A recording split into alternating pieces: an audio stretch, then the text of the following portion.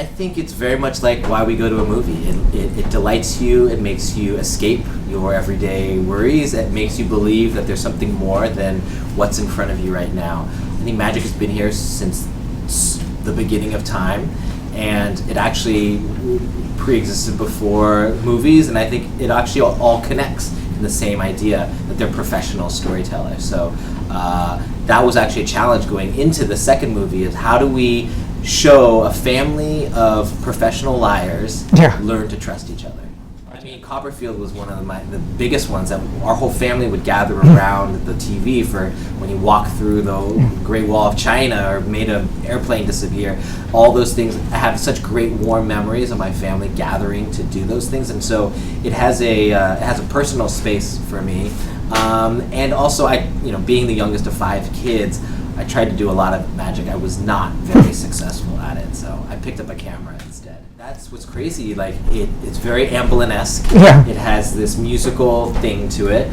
That's part of his inspiration, and I think it's really, I think it's all connected in a way. And so, actually talking to him about how to use the camera with magic, it's like talking to the Mozart of that style. So it was very helpful. Yeah, no, absolutely. Keith Berry, who I don't know if you've talked to him yet, he's our chief magic consultant.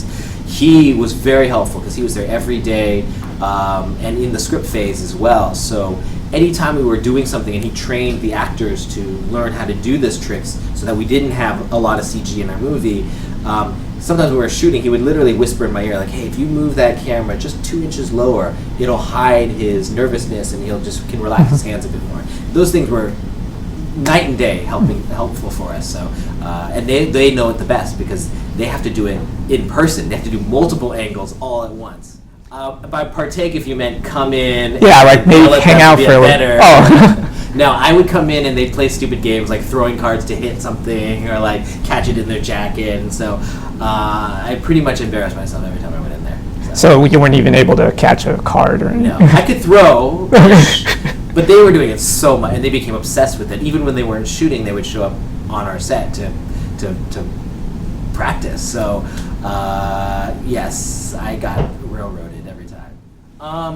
I would say we have the sequence where they're trying to steal a playing card, or a computer chip that looks like a playing card, and they have to palm it and hide it. It was really intricate, really difficult on all our departments, both our camera department, our actors had to learn all this stuff, our writing, because we had to reverse engineer stuff that our actors could do. Every time it's in their hand is real tricks, and so I'm excited for people to see the Blu-ray and DVD. They have this sort of behind-the-scenes stuff that shows you them actually doing it without any cool camera moves.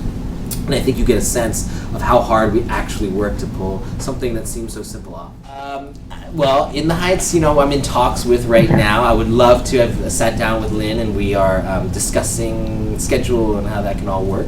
And I'm working on Crazy Rich Asians, which is it's based off a book that came out a couple years by Kevin Kwan. All Asian cast. It's going to sort of break new ground in a sort of a Hollywood film, and so I'm excited for any of those projects. They're all different than the things I've done in the past, so I love always a new adventure.